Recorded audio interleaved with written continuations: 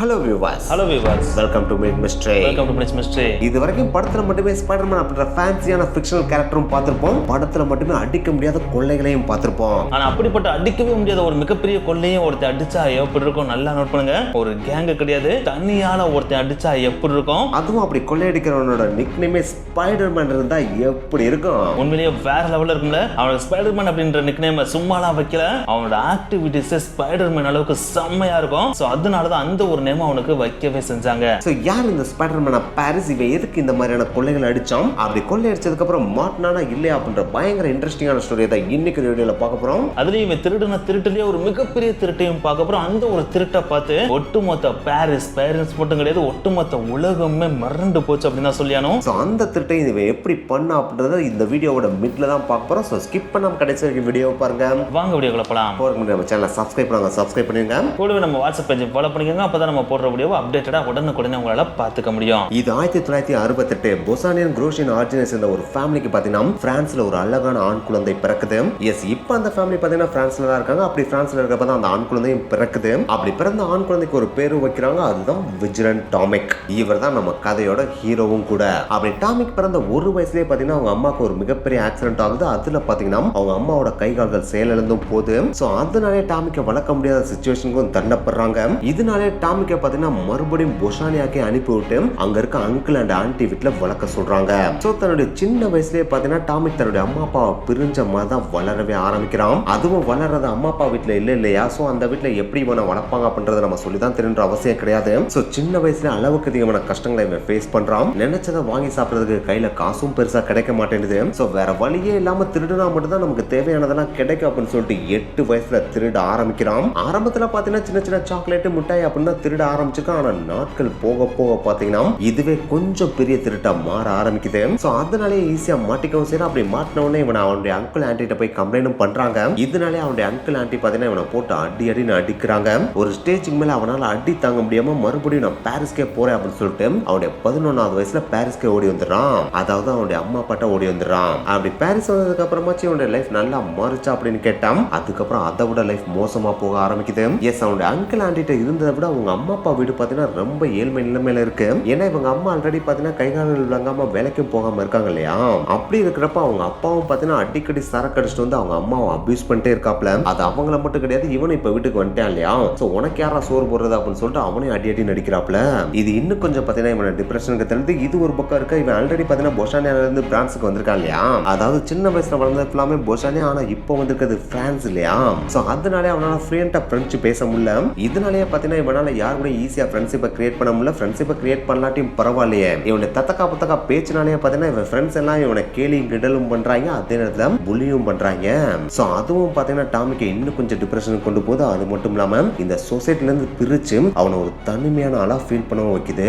So இதுக்கு மேலே நம்ம யாரையும் டிபெண்ட் பண்ணி இருக்க கூடாது, நம்மளே தான் உருவாக்கிக்கணும் அப்படின்னு சொல்லிட்டு அடுத்து அவனே மெருகத்திக்கிறவும் ஆரம்பிக்கிறான். 1970 பிற்பகுதி அண்ட் 1980 முற்பகுதி பாத்தீங்கன்னா பிரான்ஸ் கம்ப்ளீட்டா திருடர்களோட ஒரு சாம்ராஜ்ய காலகட்டமா இருந்துச்சு. அந்த காலகட்டத்துல பிரான்ஸ்ல அளவுக்கு அதிகமா திருட்டு நடக்கும், எக்கச்சக்கமான திருடர்களும் இருந்தாங்க. அந்த திருடங்க எல்லாருமே எக்கச்சக்கமான பொருட்களை ஆட்டியா போட்டு போய் பிளாக் மார்க்கெட்ல வித்து அதுல இருந்து காசு சம்பாதிக்க ஆரம்பிச்சாங்க. சோ அந்த ஒரு விஷயத்தை நுண்ணிப்பா நோட் பண்ண நம்ம டாமிக்கு நம்மளும் இனிமேல் திருட ஆரம்பிப்போம் அப்படின்னு சொல்லிட்டு கொஞ்ச நாள் விட்டு வச்சிருந்த திருட்ட மறுபடியும் தன்னோட கையில எடுக்கிறான். அப்படி அவன் திருட்ட கையில எடுத்த அந்த ஒரு டைம்ல பிரான்ஸ்ல ஒரு பொருளுக்கு அளவுக்கு அதிகமான டிமாண்ட் இருந்துச்சு. அதாவது திருட்டு கும்பலுக்குள்ள ஒரு அளவுக்கு அதிகமான டிமாண்ட் இருந்துச்சு. அந்த பொருள் தான் கார்ல இருக்கிற ரிமூவபிள் ரேடியோஸ். எஸ், அந்த ஒரு ரிமூவபிள் ரேடியோஸ் ஆட்டியா போட்டு வந்து கொடுத்தா பிளாக் மார்க்கெட்ல எக்கச்சக்கமான காசு தருவாங்க. சோ அதை பார்த்த உடனே டாமிக்கும் யோசிக்காம அவன் கண்ணில் படுற கார்ல எல்லாம் உள்ள புகுந்து அந்த ரேடியோஸ் ஆட்டியா போட்டு போய் பிளாக் மார்க்கெட்ல வித்து காசு நல்லா பார்க்க ஆரம்பிக்கிறான். இதுவே அவனுக்கு லைட்டா பினான்சியல் ஃப்ரீடத்தையும் கொடுக்குது. அப்படி சம்பாதிச்ச காசுல கொஞ்சம் காசை தன்னோட அம்மாவுக்காக செலவு பண்ணுவோம்னு சொல்லிட்டு செலவு பண்றதுக்காக வீட்டுக்கு காசு எடுத்துட்டு போறான். ஆனா அப்படி எடுத்துட்டு போற அந்த ஒரு காசையும் அவங்க அப்பா இவனை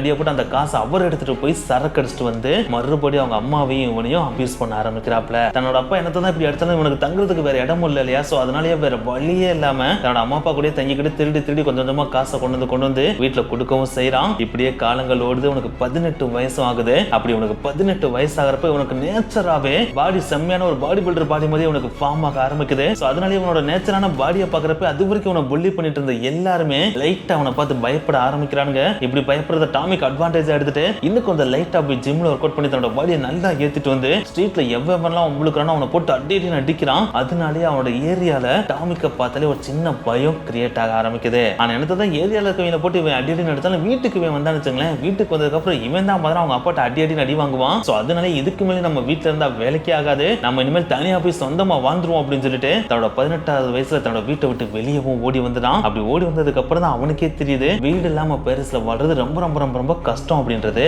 சோ அதனால நம்மளுக்குன்னு ஒரு வீடு வேணும், அப்படி வீடு வேணும் அப்படின்னா நம்மளுக்குன்னு ஒரு வேலை வேணும், அப்படி வேலை வேணும் அப்படின்னா நம்ம போய் எங்க போய் வேலையை கேட்டா வேலை கொடுப்பானுங்க. ஆல்ரெடி எக்கச்சக்க பேருக்கு இவன் திருடன் அப்படின்ற ஒரு நேமரை வெளியே தெரிஞ்சு வச்சிருக்கானுங்க. சோ அதனால லோக்கல்ல எல்லாம் வேலை தேடினா வேலை கிடைக்காது, நம்ம வேற ஏதாச்சும் ட்ரை பண்ணலாம் அப்படின்னு சொல்லிட்டு தேடி பாக்குறப்ப அந்த டைம்ல ஆர்மிக்கு ஆள் எடுக்கிறாங்க அப்படின்ற ஒரு விஷயம் தெரிய வருது. அது தெரிஞ்ச உடனே யோசிக்காம ஆர்மில போயிட்டு டாமிக் ஜாயின் பண்ணவும் செய்யறான். அப்படி ஜாயின் பண்றதுக்கு ஒரு காரணம் இருக்கு. ஒன்ஸ் ஆர்மில ஜாயின் பண்ணிட்டா அப்படின்னா அவனுக்கு சம்பளமும் கிடைக்கும், தங்குறதுக்கு இடமும் கிடைக்கும், சாப்பிடுறதுக்கு சாப்பாடும் கிடைக்கும் இல்லையா. சோ ஃபர்ஸ்ட் அண்ட் ஃபார்மோஸ்ட் நம்மளுக்கு இந்த 3 தான் தேவைன்னு சொல்லிட்டு யோசிக்காம போய் அதுல ஜாயின் பண்ணிடுறான். ஆனா அப்படி ஒன்ஸ் ஜாயின் பண்ணதுக்கு அப்புறம் தான் அவனுக்கே தெரிய வருது இதுதான் நம்ம லைஃப்ல பண்ண ஒரு மிகப்பெரிய முட்டாள்தனம் அப்படின்றதேவும். ஏன்னா இது வரைக்கும் மேல் நோக்காம திருடி திருடி சாப்பிட்டுட்டு இருந்தான் இல்லையா. சோ அதனாலே பெருசா அவனுக்கு பாடி பெயின் அப்படின்ற ஒண்ணு வரவே இல்லை. ஆனா ஒன்ஸ் ஆர்மிக்குள்ள போயிட்டான் அப்படின்னா போட்டு நொங்க ஆரம்பிச்சிருவாங்க இல்லையா. காலையில வெள்ளனா இருக்கணும், இவ்வளவு ஒர்க் அவுட் பண்ணணும், அவங்க கொடுக்குற ட்ரைனிங் எல்லாம் பக்காவா கம்ப்ளீட் பண்ணி முடிக்கணும், டிசிப்ளின்டா இருக்கணும் அப்படின்னு சொல்லிட்டு அடுத்தடுத்து எக்கச்சக்கமான விஷயங்களை உனக்குள்ள திணிக்கிறாங்க. அதுவே உனக்கு செம்மையான கடுப்பையும் கிரியேட் பண்ணுது. தெரியாம இதுல மாட்டிக்கிட்டோம், நம்ம எப்படியாச்சும் இல்ல தப்பிச்சு போயிடலாமா அப்படின்னு சொல்லிட்டு யோசிக்கிறான். ஆனா ஆர்மில இருந்து தப்பிச்சு போறது அவ்வளவு ஈஸியான விஷயம் கிடையாது அப்படின்றதுனாலயே வேற வழியே இல்லாம அந்த ஆர்மில இருந்த மாதிரி எக்கச்சக்கமான விஷயங்களையும் கத்துக்கிறான். அதுல ஒரு முக்கியமான விஷயம் தான் கிளைம் பண்ணி ஏறுறது. எஸ், இவன் ஆர்மில இருக்கிறப்பதான் மலையில எப்படி ஏறுறதுன்றதை ஈஸியா கத்துக்கிறான். அப்படி கத்துக்கிறதோட மட்டும் இல்லாம அதுல ஸ்கில்ல செம்மையா இம்ப்ரூவ் பண்ணி அந்த பேட்ச்ல இருந்தவங்களே வெறுத்தனமான ஒரு மவுண்டன் கிளைம்பர் அப்படின்ற ஒரு நேமையும் அசால்ட்டா தட்டி எடுத்துட்டு போயிடுறான். அதுலயும் இவன் மலையேற வேகத்தெல்லாம் பாக்குறப்ப சுத்தி இருக்கிற எல்லாமே மறந்து போய் தான் பார்ப்பாங்க. ஏன்னா மத்த எல்லாருமே சேஃப்டி எக்யூப்மெண்ட் இல்லாட்டா ரோப் எதுவுமே இல்லாம பார்த்தா மலையில ஏறப்ப லைட்டா ஸ்லோவா தான் ஏறுவாங்க. ஆனா நம்ம டாமிக் பார்த்தா விறுவிறுன்னு சொல்லிட்டு அசால்ட்டா மேலே ஏறிடுவானா. அதெல்லாம் பாக்குறப்ப இவன் மனுஷன் தானே இல்ல வேற எதுவும் ஜென்மமாடா அப்படின்னு சொல்லிட்டு சுத்தி இருக்கிற எல்லாருமே வாய்க்குள்ள குசுத்திட்டு இருந்தாலும் அந்த அளவுக்கு திறமையான ஒரு மவுண்டன் கிளைம்பரா நம்ம டாமிக் உருவெடுக்கிறான். அப்படி உருவெடுக்கிற அந்த ஒரு டைம்ல ஆர்மில இருந்து ரிட்டையரும் ஆகுறான். அதாவது ஆர்மி சர்வீஸை முடிச்சுட்டு மறுபடியும் பாரிஸ்க்கு திரும்புறான். ஆர்மி சர்வீஸை முடிக்கிறான் அப்படின்றதுக்காக ரொம்ப வயசானதுக்கு அப்புறம் எல்லாம் ரிட்டையர் ஆகல. யங் ஏஜ்லயே பார்த்தீங்கன்னா ஆர்மி சர்வீஸை முடிச்சுட்டு மறுபடியும் பாரிஸ்க்கு திரும்புறான். அப்படி திரும்பினதுக்கு அப்புறம் தான் ரியல் வேர்ல்டு ஸ்பைடர்மேனாவும் உருவெடுக்கிறான். எஸ், ஆனவங்களோட காலையை நிப்பாட்ட முடியாது, பாண்டவங்களோட வாயை அடைக்க முடியாதுன்னு சொல்லுவாங்க பாத்தீங்களா. அதே கதை தான் நம்ம டாமிக்கோட வாழ்க்கையில நடக்குது. எஸ், டாமிக்கு திருடுறதுன்றது கை வந்த கலை இல்லையா, அதுவும் அது ஈஸியா சம்பாதிக்கிற விஷயமும் கூட இல்லையா. சோ அதனாலே திருட்ட மறுபடியும் கையில எடுத்து திருட ஆரம்பிக்கிறான். அப்படி திருடுறது இந்த தடவை கொஞ்சம் அட்வான்ஸ்டாவும் திருட ஆரம்பிக்கிறான். எஸ், இது வரைக்கும் பாத்தீங்கன்னா கிரவுண்ட் லெவல்ல மட்டும் தான் திருடிட்டு இருந்தியா. அப்படி திருடுறப்ப தான் நம்ம ஈஸியா பாத்துறாங்க, கண்டுபிடிச்சாங்க. சோ இனிமேல் நம்ம கிரவுண்ட் லெவல்ல எல்லாம் திருட கூடாது, அதற்கு மாறா வித்தியாசமா யோசிக்கணும் அப்படின்னு சொல்லிட்டு நிமிந்து பாக்குறான். அப்படி பாக்குறப்பதான் பாரிஸ்ல எக்கச்சக்கமான கட்டிடங்கள் வானந்து நிக்குது அப்படின்றதை நோட் பண்றான். அதுவும் அந்த மிகப்பெரிய அபார்ட்மெண்ட்ஸ்ல எல்லாத்துலயும் ரிச்சஸ்ட் மென் தான் வாழ்றாங்க அப்படின்றதையும் கண்டுபிடிக்கிறான். அப்படி கண்டுபிடிச்சனே இது வரைக்கும் அவன் ஆர்மியில கத்துக்கிட்ட அந்த மலையேறு வித்தை இந்த கட்டிடத்துல இப்ப யூஸ் பண்ண ஆரம்பிக்கிறான். அதுவும் மிக உயரமான கட்டிடங்கள்லயும் எந்த விதமான சேஃப்டி எக்யூப்மெண்ட்ஸ் எதுவுமே இல்லாம, அதாவது கயிறு மாதிரியான எதுவுமே இல்லாம கொஞ்சம் கூட பயம் இல்லாம அசால்ட்டா மேலே ஏற ஆரம்பிக்கிறான். இப்படி ஏறதுக்கு சூஸ் பண்ற டைமும் பாத்தீங்கன்னா நைட் டைமா தான் இருக்கும். அதுவும் மேக்ஸிமம் எல்லாரும் தூங்குனதுக்கு அப்புறம் தான் இந்த மாதிரி கட்டிடங்களே ஏற ஆரம்பிப்பான். அதுவோட ஸ்கில்ல பத்தி எல்லாம் சொல்லணும் அப்படின்னா இவன் ஒரே ஸ்டேஜ்ல பாத்தீங்கன்னா கிட்டத்தட்ட 10ல இருந்து 15 மாடி வரைக்கும் கூட எந்த விதமான சேஃப்டி ரோப் எதுவுமே இல்லாம அசால்ட்டா மேலே ஏறிடுவானா. அப்படி ஏறதும் பாத்தீங்கன்னா சத்தமே இல்லாம ஏறுவானா, அதுவும் பயங்கர ஃபாஸ்டாவும் ஏறுவானா.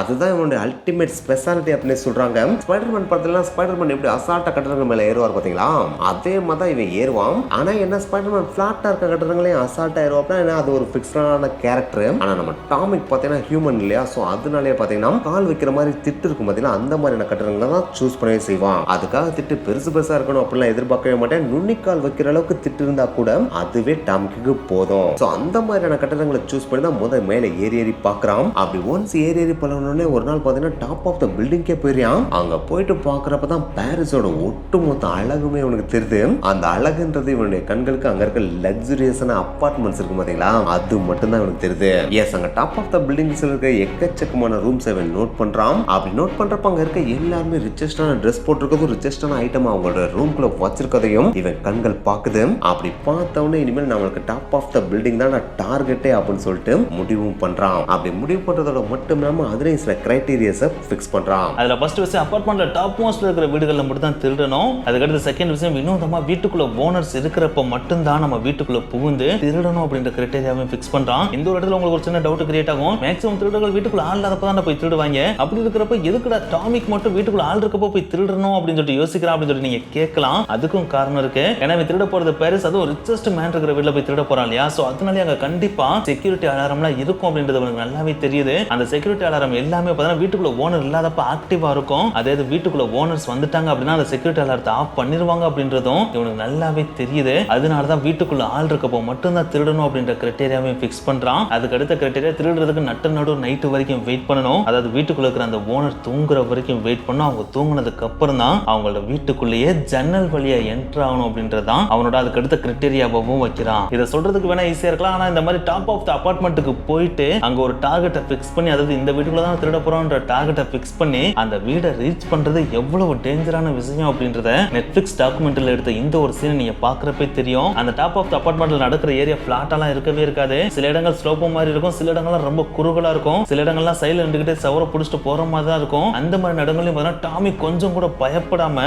அசால்ட்டா நடந்து போய் அந்த வீட்டுக்குள்ள என்டர் ஆயிருவான். ஒன்ஸ் அவன் பிக்ஸ் பண்ண வீட்டுல ஜன்னலை ஓபன் பண்ணி உள்ள என்டர் ஆயிட்டான் அப்படின்னா அதுக்கடுத்து கம்ப்ளீட் சைலண்டாவே அவன் மாறிடுவானா. இந்த ஒரு இடத்துல உங்களுக்கு ஒரு சின்ன டவுட் கிரியேட் ஆகும். ஏன்னா வீட்டு ஒன்று ஜன்னலை போட்டாம கூட யாரை தூங்குவாங்க? ஏன்னா என்டர் ஆகிற இடமே ஜன்னலா தானே இருக்கு. ஏன்னா நம்ம வீட்டுல எல்லாம் நம்ம தூங்குறப்ப ஜன்னலை மூடிட்டு தானே தூங்குவோம் அப்படின்னு சொல்லி நீங்க கேட்கலாம். ஆனா இந்த இடத்துல தான் டாமிக் ஜீனியஸா செயல்படுறான். ஏன்னா சூஸ் பண்ண வீட்டுல ஏதாவது இருக்கு, டாப் ஆஃப் த பில்டிங்கா இருக்கு இல்லையா? சோ டாப் ஆஃப் த பில்டிங்ல வாழ்ற ஒரு ரிச்சஸ்ட் மேனு ஜன்னல் வழியா ஏதாச்சும் ஒரு திருடன் கீழ இருந்து மேலே ஏறி வந்து உள்ள வருவான்னு யோசிப்பாங்களா என்ன? கண்டிப்பா யோசிக்க மாட்டாங்களே. இது பேசிக்காவே சேஃப்டியான ஒரு வீடு இல்லையா? அதுவும் ஜன்னல் இருக்கிற சைட்லாம் பார்த்தீங்கன்னா ஜன்னலை ஓபன் பண்ணாலே கீழே எம்டி ஸ்பேஸ் தானே இருக்கும். சோ கண்டிப்பா அது வழியால யாருமே வரமாட்டாங்கன்ற நம்பிக்கையில யாருமே ஜன்னலை பூட்டாம தான் வச்சிருப்பாங்களாம். அதை நோட் பண்ணி தான் ஜன்னல் வழியா ஈஸியா உள்ள போயிடுறான். அப்படி உள்ள போனதுக்கு அப்புறம் கம்ப்ளீட் சைலண்டா எவ்வளவு தூரம் சத்தமே வராம நடக்க முடியுமோ அவ்வளவு தூரம் சத்தமே வராம நடந்து அந்த வீட்டுக்குள்ள படுத்துருக்கவங்களை டிஸ்டர்பே பண்ணாம இவனால எவ்வளவு தூரம் அந்த வீட்டை சர்ச் பண்ணி இவனால எவ்வளவு பொருட்களை ஆட்டையை போட முடியுமோ அவ்வளவு பொருட்களை ஆட்டையை போட்டுருவான். அதுக்காக ஆட்டையை போடுவோம் அப்படின்றதுக்காக கையில கிடைக்கிற எல்லாத்தையும் ஆட்டையை போட மாட்டான். ஜுவல்ஸ், வெளியேர்ந்த ஸ்டோன்ஸ் அண்ட் பணம் அப்படின்னு சொல்லிட்டு எதெல்லாம் அவன் கொண்டு வந்து பேக்ல வச்சு எடுத்துட்டு போக முடியுமோ அவ்வளவு மட்டும் ஆட்டையை போடுவான். ஏன்னா அதுக்கு மேல ஆட்டையை போட்டா அப்படின்னா மறுபடியும் கட்டடத்துக்கு மேல ஏறி தான் கீழே இறங்கணும் இல்லையா?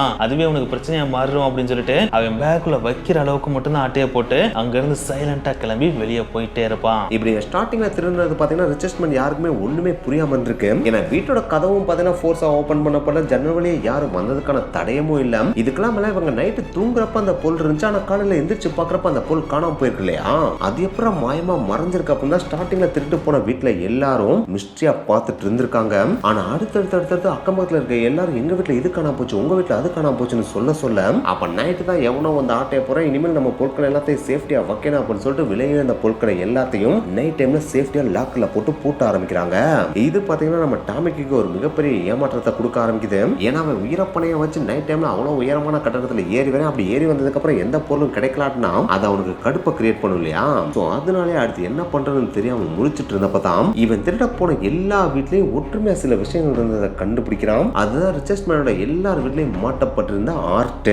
எஸ், ரிச்சஸ்ட் மேனோட நிறைய பேர் வீட்டுல பாத்தீங்கன்னா பழங்கால ஓவியங்கள் மாட்டப்பட்டிருக்கதை நோட் பண்றான். இதுக்கு இங்க மாட்டி வச்சிருக்காங்க, ஒருவேளை இதுக்கு விலை மதிப்பு அதிகமா இருக்குமோ அப்படின்னு யோசிச்சுட்டு ஒரு நாள் ஒரு பணக்கார வீட்டுல இருக்க ஆட்டையை போட்டு போய் எப்பயும் விற்கிற இடத்துல வித்திருக்கான். அப்படி விற்கிறப்பதான் அதோட மதிப்பு அதிகம் அப்படின்றதே இவனுக்கு தெரிய வருது.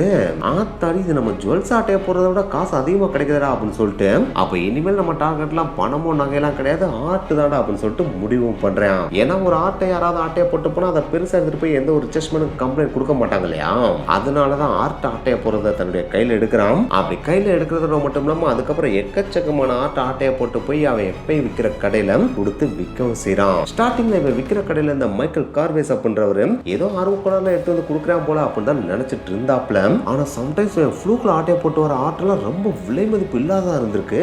அதுக்கப்புறம் தான் அந்த மைக்கேல் கார்வேஸ்கே தெரியுது இவன் பயங்கரமான கில்லாடி திருடே அப்படின்றது. சோ அப்ப நம்ம பல நாட்களா நினைச்சிட்டு இருந்த ஒரு திருட்ட இவன்ட்ட கொடுத்தா இவன் அதை சக்சஸ்ஃபுல்லா பண்ணி முடிச்சிரும் அப்படின்ற நம்பிக்கையும் அவருக்கு கிடைக்குது. அப்படி கிடைச்சோன்னே டாமிக்கு கூப்பிட்டு ஒரு லிஸ்ட் ஆஃப் நேம்ஸ் கொடுக்குறாப்ல. அதுல மொத்தம் 40 நேம்ஸ் இருக்கு. அதுல குறிப்பிட்ட சில நேம்ஸ் சொல்லணும்னா ரெனாயர், டகாஸ், கிளாட் மோனட், மொடிகால்னி அண்ட் பிகாசோ மாதிரியான நேம்ஸ் எல்லாம் இருக்கு. இதுக்கு முன்னாடி சொன்ன நேம்ஸ் உங்களுக்கு புரியலாட்டி கடைசியா சொன்ன பிகாசோ நம்ம கேட்டோன்னே நீங்களே அண்டர்ஸ்டாண்ட் பண்ணிருப்பீங்க. இவங்க எல்லாமே ஃபேமஸான பழங்கால ஆர்டிஸ்ட். அவங்க வரைஞ்ச பழங்கால ஆர்ட்ஸ் ஆட்டையை போட்டு வரணும் தான் கிட்டத்தட்ட 40 நேம்ஸ் இந்த மைக்கேல் கார்வேஸ் டாமிக்கிட்ட கொடுத்துருக்காப்ல. அப்படி கொடுக்கறதோட மட்டும் இல்லாம இந்த லிஸ்ட்ல இருக்கவங்களோட ஆர்ட்ஸை மட்டும் நீ ஆட்டையை போட்டு வந்த அப்படின்னா ஒவ்வொரு ஆர்ட்ஸுக்கும் கிட்டத்தட்ட 25,000 யூரோஸ் கொடுக்குறேன் அப்படின்னு சொல்லியிருக்காப்ல.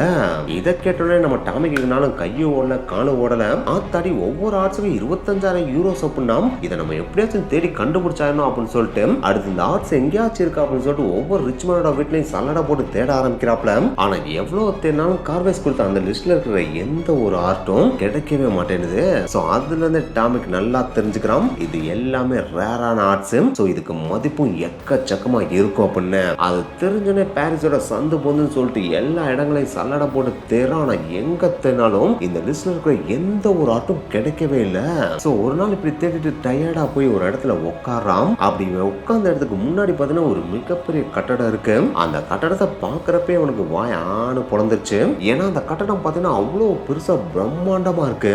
அப்படி என்னடா இது கட்டடம், இந்த கட்டடத்துக்குள்ள என்னதான்டா இருக்கும் அப்படின்னு சொல்லிட்டு சைட்ல இருக்க ஜன்னல்ல போய் எட்டி பாக்குறான். அப்படி பாக்குறப்ப அவனே மெய் சிரித்து போயிடுறான். ஏன்னா அந்த கட்டடத்தோட வால்ஸ் எல்லாத்துலயும் பாத்தீங்கன்னா பெரிய பெரிய ஆர்ட்ஸ் தொங்கிட்டு இருக்கு. அந்த ஆர்ட்ஸுக்கெல்லாம் கீழே பாத்தீங்கன்னா சில நேம்ஸும் பொறிக்கப்பட்டிருக்கு. அந்த நேம்ஸ் எல்லாத்தையும் இவனோட நேம் லிஸ்டோட கம்பேர் பண்ணி பாக்குறான். அப்படி பாக்குறப்ப இவனோட லிஸ்ட்ல இருக்கிற எக்கச்சக்க நேம் அங்க இருக்கிறத இவன் கண்டுபிடிச்சிருக்கான். அதை கண்டுபிடிச்சோன்னே நம்ம டாமிக்னால வேற லெவல் எக்ஸைட்மெண்ட் கிரியேட் ஆயிடுது.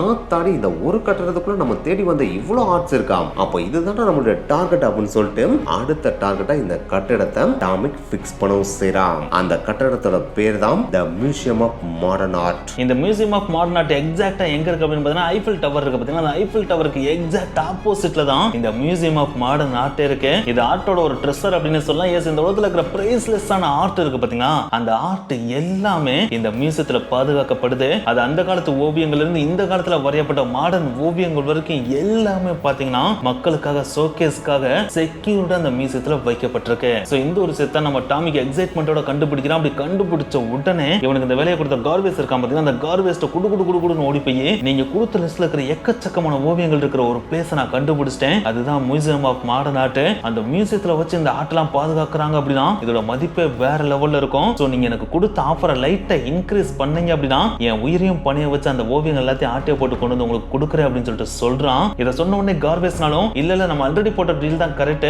உனக்கு 25,000 யூரோஸ் தான் ஒவ்வொரு ஆட்டுக்கும் எங்களால கொடுக்க முடியும், அதுக்கு மேல கொடுத்தா எங்களுக்கு கை கடிக்க ஆரம்பிச்சிடும். சோ இதுக்கு மேல எங்களால ஒரு நையா பீஸா கூட போட்டு கொடுக்க முடியாது அப்படின்னு சொல்லிட்டு சொல்றாப்ல. ஆனா டாமிக் இதை ஏத்துக்கிற தயாராவே இல்ல. ஏன்னா இவங்க கொடுத்துருக்க எல்லா நேமே மாஸ்டர் பீஸ் ஆர்ட்டா இருக்கு, அதை இவ்வளவு கம்மியான ஆட்டையை போட்டு கொடுக்க முடியாது அப்படின்னு சொல்லிட்டு நீங்க வேற யாராச்சும் வச்சு திருடிக்கங்க, நான் வேற வேலையை பாத்துக்கிறேன்னு சொல்லிட்டு அங்கிருந்து கிளம்ப போறாப்ல. அப்படி கிளம்ப போறத பார்த்த உடனே கார்வேஸ்னாலும் பயந்து, டேய் டாமிக் நில்றா, இந்த ஆட்டெல்லாம் உன்னைய விட்டு ஆட்டையை போறதுக்கு இந்த ஊர்ல வேற யாருமே கிடையாது, சரி விடு, உனக்கு இதோட டபுள் தான் மடங்கு உனக்கு காசை போட்டு தரேன். இதுக்கு முன்னாடி என்ன சொன்னேன், 25,000 யூரோஸ் தானே சொன்னேன், இப்ப நீ ஆட்டையை போட்டு வந்து கொடுத்த அப்படின்னா ஒவ்வொரு ஆட்டுக்கும் நான் 50,000 யூரோஸ் தரேன் அப்படின்னு சொல்லிட்டு கார்வேஸ் சொல்லிடுறாப்ல. இதை கேட்டோடனே டாமிக்னாலும் கையும் ஓடல காலும் ஓடல, ஆத்தோட ஒரு ஆட்டையை போட்டு 50,000 யூரோஸ் கிடைக்குமா, அப்ப இன்னைக்கு நான் மிஷன்ல இறங்குறேன் அப்படின்னு சொல்லிட்டு டாமிக் அங்கிருந்து கிளம்பி அதுக்கடுத்து எப்படி அந்த மியூசியத்துல ஆட்டையை போடலாம் அப்படின்னு சொல்லிட்டு அடுத்த ஸ்கெட்சை போட ஆரம்பிக்கிறான். ஆனா இந்த மியூசியத்துல ஆட்டையை போடுறதுன்றது அவ்வளவு ஈஸியான விஷயம் கிடையாது. ஏன்னா இதுக்கு முன்னாடி என்ன பண்ணியிருந்தான், அபார்ட்மெண்ட்ல டாப் ஃப்ளோர்ல இருக்கிற வீடுகள்ல மட்டும் தான் ஆட்டையை போட்டான். அங்க போய் ஆட்டையை போடுறப்ப யாரும் அந்த அளவுக்கு அவேர்னஸா இருக்க மாட்டாங்க, ஈஸி ஆட்டையை போட்டு வந்துட்டான். ஆனா இந்த ஒரு மியூசியம் தரை லெவல்லே இருக்கு, அது மட்டும் கிடையாது, இது பாதுகாக்கப்பட்ட ஒரு மியூசியம் இல்லையா, அதனாலேயே செக்யூரிட்டி செம்ம ஸ்ட்ராங்காவும் இருக்கும். கூடுதலா மியூசியத்துக்குள்ளேயே பாத்தீங்கன்னா அலாரம் சிஸ்டமும் இருக்கும். சோ அங்க அண்ணா தரேசரா யாராச்சும் உள்ள என்ட்ரானானுங்க அப்படின்னாலே ஆட்டோமேட்டிக்கா அலாரம் அடிக்க ஆரம்பிச்சிடும். அப்படி அடிச்சிச்சு அப்படின்னா டாமிக் ஈஸியா மாட்டிக்கிருவான் அப்படின்றது டாமிக்கே நல்லா தெரியுது. சோ அதனாலேயே இந்த மியூசியத்தை கம்ப்ளீட்டா டாப் டு பாட்டம் நம்ம அனலைஸ் பண்ணி படிச்சதுக்கு அப்புறம் தான் ஆட்டையை போடுறதுல இறங்கணும் அப்படின்னு சொல்லிட்டு முடிவு பண்ணிட்டு ஒவ்வொரு நாள் நைட்டுமே அந்த மியூசியத்தை சுத்தி ஒரு ரவுண்ட் வர மாதிரி ரவுண்ட் அடிச்சுட்டே இருக்கான். அப்படி ரவுண்ட் அடிக்கிறப்ப அந்த மியூசியத்தோட ஸ்ட்ரக்சரை கம்ப்ளீட்டா மைண்ட்ல அப்சர்வ் பண்ணிடுறான். இப்படி வெளிப்புற ஸ்ட்ரக்சர் அப்சர்வ் பண்றப்ப ஒரு விஷயத்தை நல்லா நோட் பண்றான். அதுதான் இந்த மியூசியத்தோட ஒரு சைடுல ஒரு மிகப்பெரிய விண்டோ இருக்கு. அந்த விண்டோ கம்ப்ளீட்டா கண்ணாடியாவே சீல் பண்ணப்பட்டிருக்கு. அதுக்கு பின்னாடி ஒரு கிரில் கேட் இருக்கு, அதுக்கு பின்னாடி ஒரு கர்டன் இருக்கு. அந்த கர்டன் மூடப்படாம இருக்கு. அந்த ஜன்னல் வழியா நம்ம உட்கார்ந்து பார்த்தோம் அப்படின்னா உள்ள இருக்கிற எல்லாமே கம்ப்ளீட்டா தெரியுது அப்படின்றதையும் நோட் பண்ணிடுறான். சோ ஒன்ஸ் இதை நோட் பண்ண உடனே இனிமேல் நம்ம இந்த இடத்துல நைட் வந்து உட்கார்ந்துட்டு உள்ள எந்த மாதிரிலாம் செக்யூரிட்டி வர்றாங்க, எப்பப்பெல்லாம் ரவுண்ட்ஸ் வரானுங்க, அலாரம் சிஸ்டம்லாம் எப்படி ஒர்க் ஆகுதுன்றதை நோட் பண்ணணும் அப்படின்னு சொல்லிட்டு டெய்லி நைட் அதுக்கு அடுத்து பார்த்தீங்கன்னா ஒரு ஹோம்லெஸ் மேன், அதாவது ஒரு பிச்சைக்காரர் இருந்தா எப்படி இருப்பாரோ அதே மாதிரியான ஒரு வேஷத்தை போட்டு வந்து அந்த ஜன்னலுக்கு பக்கத்திலே உட்கார்ந்துக்கிட்டு பழைய பர்கரை தின்ற மாதிரி திண்டுக்கிட்டு ஒன்னும் தெரியாத அப்பாவி மாதிரி அந்த ஜன்னல் வழியாவே உள்ள எட்டி பார்த்துட்டே இருக்கான். அப்படி பாக்குறப்ப சில விஷயங்களையும் நோட் பண்றான். அதுதான் இந்த மியூசியம் ஒரு மிகப்பெரிய மியூசியம் அப்படின்றனால செக்யூரிட்டி எப்ப பார்த்தாலும் ஒரே இடத்துல நடக்கவே மாட்டேன்றாங்க. அவங்க இந்த மியூசியம் ஃபுல்லா ரவுண்ட்ஸ் ஃப்ரீக்வென்ட்டாவும் பண்றது கிடையாது. ஒவ்வொரு 2 இருந்து 2.5 மணி நேரத்துக்கு ஒரு தடவை தான் செக்யூரிட்டி ரவுண்ட்ஸ் வர மாதிரி கம்ப்ளீட்டா அந்த மியூசியத்தையே ரவுண்ட் அடிக்கிறாங்க. அப்படி ஒன்ஸ் ரவுண்ட் அடிச்சிட்டாங்க அப்படின்னா அடுத்து 2 மணி நேரம் கேப் கிடைக்குது. அதுக்கப்புறம் தான் மறுபடியும் அடுத்த ரவுண்ட்ஸே வர்றாங்க. சோ அந்த 2 மணி நேரம் கேப்குள்ள நம்மளால உள்ள என்ட்ரு ஆக முடிஞ்சிருச்சு அப்படின்னா அந்த 2 மணி நேரத்துக்கு இடத்துல எவ்வளவு ஆட்டையை போட முடியுமோ ஆட்டையை போட்டு வந்துட முடியும். ஆனா இதுலயும் ஒரு மிகப்பெரிய சிக்கல் இருக்கு. ஏன்னா உள்ள என்டர் ஆயிட்டு அலாரம் சிஸ்டம் இருக்கும். அதை எப்படி நம்ம பிரீச் பண்றது அப்படின்னு சொல்லிட்டு வெளியே உட்காந்த மாதிரி உள்ள கம்ப்ளீட்டா கண்ணை வச்சு ஸ்கேன் பண்ணி பாக்குறான். அப்படி ஸ்கேன் பண்ணி பாக்குறப்ப ஒரு லேசர் அலாரம் சிஸ்டம் கீழே தரையா பொருத்தப்பட்டிருக்கிறத பாக்குறான். ஆனா எனக்கு அது பொருத்தப்பட்டிருந்தாலும் அதுல இருந்து லேசர்ஸ் வர்ற மாதிரியும் தெரியல. அது வழியா செக்யூரிட்டிஸ் நடந்து போறப்ப அதை இன்டரப்ட் ஆகி அலாரம் அடிக்கிற மாதிரியும் தெரியல. சப்போஸ் செக்யூரிட்டிஸ் ரவுண்ட்ஸ் வரப்ப அதை ஆஃப் பண்ணி வச்சிருந்தாலும் செக்யூரிட்டிஸ் ரவுண்ட்ஸ் முடிச்சதுக்கு அப்புறமா அதை ஆன் பண்ணணும் இல்லையா? ஆனா அவங்க ரவுண்ட்ஸ் அடிச்சுட்டு போனதுக்கு அப்புறம் அடுத்த 2 மணி நேரம் வரைக்கும் கூட அந்த லேசர் சிஸ்டம் ஆன் ஆகிற மாதிரி தெரியல, அலாரம் ஆக்டிவா இருக்க மாதிரியும் தெரியல. சோ தட் மீன்ஸ் அந்த அலாரம் ஆக்டிவாவே கிடையாது, அது ரிப்பேர்ல இருக்கு அப்படின்றதையும் டாமிக் நோட் பண்ணிடுறான். சோ இன்பிட்வீன்ல அந்த 2 மணி நேரம் கேப்ல நம்ம உள்ள என்டர் ஆயிட்டோம் அப்படின்னா அலாரமும் கிடையாது, செக்யூரிட்டிஸ் அந்த 2 மணி நேரம் வர மாட்டாங்க, நம்மளால ஈஸியா ஆட்டையை போட்டு வந்துட முடியும். ஆனா உள்ள என்டர் ஆகிறதுக்கு அடுத்து என்ன வழின்னு பார்க்கணும்னு சொல்லிட்டு இவன் உட்கார்ந்து இருக்கிற ஜன்னலையே மேலைங்களையும் நோட்டம் போடுறான். அப்படி நோட்டம் போறப்போ ஒரு விஷயத்தையும் கண்டுபிடிக்கிறான். அதுதான் அந்த ஜன்னலை கம்ப்ளீட்டா கண்ணாடியை வச்சே மேக் பண்ணிருக்காங்க. அந்த கண்ணாடிக்கு என்பிட்வீன்ல இருக்கிற ஃப்ரேம்ல பாத்தீங்கன்னா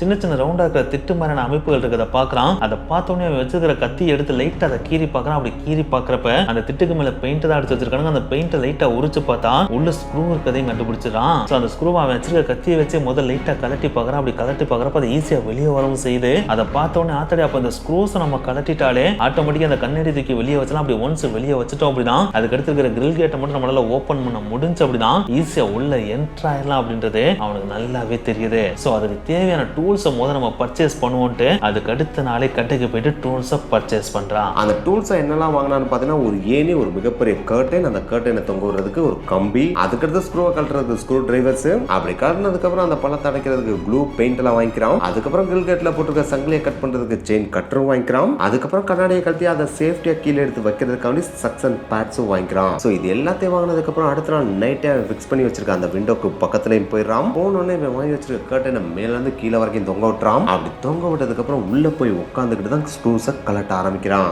எஸ், இந்த கர்டனை போடாம ஸ்க்ரூவை கலட்டினா வெளில இருந்து யாராவது பார்த்துட்டா பெரிய பிரச்சனை ஆயிரும் இல்லையா? அதனாலே நார்மலா போடுற கர்டன் மாதிரியே போட்டுட்டு உள்ள உட்காந்து ஸ்க்ரூவை கலட்ட ஆரம்பிக்கிறான். அதுக்காக கலட்டுறது அப்படின்றதுக்காக ஒரே நாள்ல இந்த ஸ்க்ரூஸ் எல்லாத்தையும் அவன் கலட்டல. ஏன்னா மியூசியம் அப்படின்னால பின் டிராப் சைலண்ட் இருக்கும் இல்லையா? அப்படி இருக்கிறப்ப இவன் பாட்டு கட்டப்பட்டு சொல்லி ஸ்க்ரூவை கலட்டினா அப்படின்னா ஈஸியா கண்டுபிடிச்சு வந்துருவாங்க இல்லையா? அதனாலே எவ்வளவு தூரம் சத்தம் வராம ஸ்க்ரூஸை கலட்ட முடியுமோ அவ்வளவு தூரம் சத்தம் வராம ப்ரிசைஸா மேல இருக்க பெயிண்ட் எடுத்துட்டு கலட்டுறான். இதனாலே ஒவ்வொரு நாளும் பாத்தீங்கன்னா ஒரு ஸ்க்ரூ 2 ஸ்க்ரூ மட்டும் தான் கலட்ட முடியுது. இது மாதிரி மொத்தம் அந்த உடன் பிரேம்ல பாத்தீங்கன்னா 20 ஸ்க்ரூஸ் இருக்கு. அதை கொஞ்சமா ஒவ்வொரு நாளும் கலட்டுறான். அப்படி கலட்டுறது மட்டும் தான் வேலையா இருந்தா ஈஸியா கலட்டிருப்பான். அப்படி கலட்டினதுக்கு அப்புறம் அந்த ஓட்டையை முன்னாடி எப்படி அடைச்சிருந்தாங்களோ அதே மாதிரி அடைக்கவும் செய்யணும் இல்லையா? ஏன்னா அடுத்த நாள் காலையில இதை யாராவது பாக்குறப்ப கொஞ்சம் ஆக்வர்டா இருந்தாலும் ஈஸியா கண்டுபிடிச்சிருவாங்க இல்லையா? சோ அந்த ஒரு பேட்சக்கும் பண்றதுனாலதான் இவனுக்கு டிலே ஆகவே செய்து கடைசி 6வது நாள் நைட்டு கடைசி ஸ்க்ரூவை கலட்டி முடிச்சிடறான். ஒன்ஸ் இதை கலட்டினதுக்கு அப்புறம் அவனுக்கு எக்ஸைட்மெண்ட் பயங்கரமா ஆயிடுது. உடனே தான் வாங்கி வச்சிருந்த சக்சன் பேட் எடுத்து கலட்டின அந்த கண்ணாடியை கேர்ஃபுல்லா கீழே மெதுவா இறக்கி வச்சிடறான். அதை வச்ச உடனே அந்த இடத்துல பாத்தீங்கன்னா உடன் ஃப்ரேம் இருக்கு, அதுக்கு பின்னாடி கிரில் கேட் தான் இருக்கு. எஸ், அந்த கிரில் கேட்ல பாத்தீங்கன்னா இப்போதைக்கு ஒரே ஒரு செயின், அந்த செயினை லாக் பண்ண மாதிரி ஒரு பூட்டு தான் தொங்குது. அதை மட்டும் உடச்சிட்டா அப்படின்னா உள்ள ஈஸியா என்டர் ஆயிடுவான். அதுக்காகவே தான் வாங்கி வச்சிருந்த செயின் கட்டரை எடுத்து அந்த செயினை சத்துன்னு கட் பண்றியான். ஆனா அப்படி கட் பண்றப்பதான் ஒரு மிகப்பெரிய பிரச்சனையும் கிரியேட் ஆகுது. ஏன்னா இது வரைக்கும் பாத்தீங்கன்னா ஸ்க்ரூவை சத்தமே இல்லாம கலட்டிட்டு இருந்தா இல்லையா? ஆனா அந்த செயினை கட் பண்றப்ப பாத்தீங்கன்னா ஒரு மிகப்பெரிய சவுண்ட் கிரியேட் ஆகுது. அந்த சவுண்ட் பாத்தீங்கன்னா அந்த மியூசியம் ஃபுல்லா எக்கவும் அடிக்குது. ஆத்தாடி, இந்த சவுண்டை மட்டும் கேட்டு செக்யூரிட்டி வந்தாங்க அப்படின்னா நம்ம கையங்களவுமா மாட்டிக்கிறோம் அப்படின்னு சொல்லிட்டு அப்படியே சைலண்டா நிக்கிறான். அப்படி நிக்கிறப்ப டைம் தான் ஓடுதே தவிர செக்யூரிட்டி யாரும் வந்த மாதிரியே தெரியல. ஆத்தாடி, இங்க இருக்க செக்யூரிட்டி எல்லாம் பயங்கர சோம்பேறி பையெல்லாம் இருப்பாங்க போல அப்படின்னு சொல்லிட்டு அந்த கட் பண்ண செயினை மெல்ல சைலண்டா கலட்டி எடுத்து வச்சுட்டு அந்த கதவை ஓபன் பண்ணி இப்போ மியூசியம்குள்ள என்ட்ராவும் செய்யறான். அப்படி உள்ள என்ட்ரானே பார்த்த முதல் ஆட்டை பார்த்தீங்கன்னா மேட்டிஸோட விலை மதிப்பு இல்லாத ஆட்டு தான். அதை பார்த்துட்டு யோசிக்காம எம்பாடு டபக்குன்னு கட்டிட்டு வந்து வெளியில வச்சிருக்கான். அதுக்கு சைட்லயே பார்த்தீங்கன்னா பிகாசோட ஆட்டோ இருந்துச்சு. அதை பார்த்தோன்னே அதுக்கு ஒரு முத்தத்தை கொடுத்துட்டு அதையும் கட்டிட்டு வந்து வெளியில வச்சிருக்கான். அதுக்கடுத்து சைட்ல பாக்குறப்ப லிஸ்ட்ல இல்லாத நேம்ஸா இருக்கு. சோ அதை பெருசா அவன் கட்டுக்கிறாம அதுக்கடுத்து செகண்ட் ரூம்ல என்ட்ரா அப்படின்னு சொல்லிட்டு செகண்ட் ரூமோட கதவை திறக்கிறான். அப்படி திறக்கிறப்பதான் அந்த கதவோட கைப்பிடியை பிடிச்சி அமுக்கிறப்ப டம்முன்னு சவுண்ட் கேக்குது. அதாவது கைப்பிடியை பிடிச்சி ஓபன் பண்ணுவோம் பாத்தீங்களா, அந்த சவுண்ட் டம்முன்னு கேக்குது. சோ அப்பயும் அவனுக்கு உச்சகட்டமா பயம் வருது. என்ன பண்றது ஏது பண்றதுன்னு தெரியாம நின்னுட்டு இருக்கான். ஆனா அந்த டைம்ல செக்யூரிட்டி யாரும் வரதுக்கான கால் தரம் கேட்கவே இல்லை. சோ அதனாலே கொஞ்ச நேரம் பயத்துல நின்னவே மறுபடியும் செகண்ட் ரூம்ல என்டர் ஆயிரான். அங்க போய் பார்க்க பாக்குறப்ப அங்க அவனுக்கு தேவையான ஒரே ஒரு படம் மட்டும் தான் இருக்கு. அதையும் எடுத்து வந்து வெளியில வச்சிருக்கான். அதுக்கப்புறம் மறுபடியும் உள்ள என்டர் ஆகுறான். இப்படி இவன் உள்ள போயிட்டு வெளியே வரத பாத்தீங்கன்னா ஜாலியா பிக்னிக் போற மாதிரி தான் போயிட்டே வர்றான். அதுக்கப்புறம் 3வது ரூம்குள்ள என்டர் ஆகுறான். அந்த 3வது ரூம்குள்ள பாத்தீங்கன்னா முடிகாலனியோட ஒரு மாஸ்டர் பீஸான ஆட்டையும் தூக்கிடுறான். அப்படி தூக்குறப்ப அதுக்கு சைடுல இருக்க இன்னும் 2 ஆட்டையும் தூக்கிட்டு வெளியில வந்துடுறான். சோ இப்போ டோட்டலா பாத்தீங்கன்னா மொத்தம் 5 ஆட்டையை போட்டுறாப்ல. ஆனா இந்த 5 ஆட்டையும் தேடி கண்டுபிடிச்சு ஆட்டையை போடுறதுக்கே கொஞ்சம் டைம் ஆயிடுது. சோ இதுக்கு மேல இங்க இருந்தா நமக்கு வேலைக்கே ஆகாது அப்படின்னு சொல்லிட்டு அந்த 5 ஆட்டை சுத்தி இருக்கிற ஃப்ரேம்ஸ் இருக்கு பாத்தீங்கன்னா அதை மட்டும் கலட்டி வச்சுட்டு அந்த ஆட்டை மட்டும் எடுத்துட்டு அங்க இருந்து வெளியில போயிடுறான். அப்படி வெளியே போறப்ப இவனுக்கு லைட்டா பக்குன்னு தான் இருக்கு. எனவே கையில பார்த்தா மொத்தம் 5 ஆட்டை தூக்கிட்டு போறான் இல்லையா. அது இப்படி வெளியே போற இந்த ஒரு டைம் பார்த்தா எக்ஸாக்டா காலையில 5 மணி ஆயிருது. அந்த 5 மணி டைம்ல அந்த மியூசியம் தாண்டி வெளியே வரப்போ ரோட கிராஸ் பண்ணி போய் தான் இவனோட கார்லயே இவன் ஏறணும். சோ அந்த ரோட கிராஸ் பண்றப்ப யாராச்சும் இவன் கையில இந்த மாதிரி ஆட்டை தூக்கிட்டு போறத பார்த்தாங்க அப்படின்னா கண்டிப்பா வினோதமா ஃபீல் பண்ணி போலீஸுக்கு கால் பண்ணிடுவாங்க இல்லையா. சோ அதனால இந்த ரோட யாரோட கண்ணிலும் படாம சைலண்டா கிராஸ் பண்ணணும்னு சொல்லிட்டு வெயிட் பண்ணி பாக்குறான். அப்படி வெயிட் பண்ணி பாக்குறப்ப சுத்தி முத்தி அந்த ரோட்ல யாருமே வரலன்னு தெரிஞ்சதுக்கு அப்புறம் தான் குடுகுடுன்னு அந்த ரோட்டை கிராஸ் பண்ணி போய் தன்னோட காரோட பேக் டிக்கில அந்த ஆட்டை எல்லாத்தையும் வச்சுட்டு கார் எடுக்கலாம்னு சொல்லிட்டு காரோட டோரை ஓபன் பண்ண போறான். அப்படி ஓபன் பண்ண போறப்பதான் நம்ம ஆட்டையை போடுற ஒவ்வொரு ஆட்டுக்கும் 50,000 ஹீரோஸ் தரேன்னு சொல்லிருக்காங்க. அப்படி எதுக்கு நம்ம 5 ஆட்டோட நிப்பாட்டணும், பேசாம மறுபடியும் உள்ள போய் ஆட்டையை போட்டு வந்துடலாமா அப்படின்னு சொல்லிட்டு யோசிக்கிறான். அப்படி யோசிச்சோடனே ஆமா அடுத்த செக்யூரிட்டி வரதுக்கு இன்னும் கொஞ்சம் டைம் இருக்கு, பேசாம உள்ள போலாம்னு சொல்லிட்டு வேகமா காரை லாக் பண்ணிட்டு மறுபடியும் அந்த மியூசியத்துக்கு போலாம்னு சொல்லிட்டு குடுகுடு ரோட கிராஸ் பண்ணி மியூசியத்தோட காம்பவுண்ட் வால ஏறி குதிக்க போறான். அப்படி குதிக்க போறப்ப அவனோட இன்ட்யூஷன் மறுபடியும் இல்ல எனஃபை இதுக்கு மேல நம்ம உள்ள போனோம் அப்படின்னா கண்டிப்பா மாட்டிக்கிறோம், பேசாம எடுத்த வரைக்கும் போதும் இங்க இருந்து ஓடிடலாம் அப்படின்னு சொல்லிட்டு அந்த காம்பவுண்ட் வால்ல இருந்து மறுபடியும் கீழே குதிச்சு காருக்கே வந்துட்டு கார் எடுத்துட்டு ஜிப்னு போயிடும். அப்படி போனதுக்கு அப்புறம் ஒரு அண்டர் கிரவுண்ட் பார்க்கிங்ல தன்னோட காரை பார்க் பண்ணி மைக்கேல் கார்வஸ்க்காக வெயிட் பண்ணிட்டு இருக்கான். அப்படி வெயிட் பண்ணிட்டு இருக்கப்ப மைக்கேல் கார்வஸும் கொஞ்ச நேரம் கழிச்சு வர்றாப்ல. அப்படி வந்து அவரு இவன் திருடிட்டு வந்த ஆர்ட்டை டிக்கில ஓபன் பண்ணி பாக்குறாப்ல. அதை பார்த்த உடனே அவரோட கண்கள் வேற லெவல்ல விரியுது. இதுக்கு முன்னாடி இப்படி ஒரு திருடனை நான் பார்த்ததே கிடையாது. நான் ஜஸ்ட் நேம மட்டும் தான் கொடுத்தேன், ஆனா அந்த நேம வச்சு நாங்க எதிர்பார்த்த அந்த ஆர்ட்டை அப்படியே ஆட்டையை போட்டு வந்துட்டேடா, நீ உண்மையிலேயே வேற லெவலு. ஆனா இப்போதைக்கு என்கிட்ட காசு இல்ல, இப்போதைக்கு இந்த ஆட்டை நான் எடுத்துட்டு போறேன், இன்னும் 4 நாள்ல உனக்கு தேவையான காசு உன் கைக்கு வந்து சேரும் அப்படின்னு சொல்லிட்டு அந்த ஆட்டை எடுத்துட்டு மைக்கேல் கார்வஸ் அங்கிருந்து கிளம்பி போயிடுறாப்ல. அப்படி போற அந்த ஒரு டைம்ல டாமிக் உச்சக்கட்ட குசியில இருக்கான். ஏன்னா இந்த ஒரு திருட்டோட நம்மளோட திருடுற தொழில கம்ப்ளீட்டா விட்டுலாம் அப்படின்னு சொல்லிட்டு டாமிக் ஆல்ரெடி பிளான போட்டு வச்சிட்டான். எனவே திருடுறது மொத்தம் 5 ஆட்டை திருடிருக்கான் இல்லையா. அந்த 5 ஆட்டுல ஒவ்வொரு ஆட்டுக்கும் 50,000 யூரோஸ்னா இவன் கைக்கு குறைஞ்சது 2 லட்சம் யூரோஸ் கிடைக்கும். அந்த 2 லட்சம் யூரோஸை வச்சு ஒரு சேலிங் போட்டை வாங்கி அந்த சேலிங் போட்ல தன்னோட ரிமைனிங் லைஃபை கழிச்சிடலாம் அப்படின்னு சொல்லிட்டு அவன் பிளான போட்டு வச்சிருக்கான். அந்த போட்டோ வாங்கினதுக்கு அப்புறம் மிச்சம் இருக்கிற காசுலாம் வச்சு நம்ம ஜாலியா என்ஜாய் பண்ணலாம் அப்படின்னு சொல்லிட்டு ஐடியா போட்டு வச்சிருக்கான். சோ அதனால இவன் உச்சக்கட்ட குசியில இருக்கான். அந்த குசியோட வீட்டுக்கும் போயிடான். அப்படி வீட்டுக்கு போயிட்டு டிவியை ஆன் பண்ணி பாக்குறான். அப்படி ஆன் பண்ணி பாக்குறப்பதான் பிரான்ஸ்ல இருக்கிற எல்லா நியூஸ் சேனல்லையுமே மியூசியத்தில் நடந்த இந்த ஒரு மிகப்பெரிய தெப்ட பத்தி தான் பேசிட்டு இருக்காங்க. அப்படி பேசிட்டு இருக்க அந்த நியூஸ் நம்ம டாமிக் சிரிச்சுக்கிட்டே நார்மலா தான் பார்த்துட்டு இருக்கான். ஆனா அதுக்கு அடுத்து அவங்க சொன்ன ஒரு பாயிண்ட கேட்கறப்பதான் அவனே மிரண்டு போய் பாக்குறான். ஏன்னா அந்த நியூஸ் அடுத்து என்ன சொல்றாங்கன்னா, நீங்க திருட்டு போன அந்த 5 ஆர்ட்டோட மதிப்பு மட்டும் 100 மில்லியன் யூரோஸ் அப்படின்னு சொல்லிட்டு மென்ஷன் பண்றாங்க.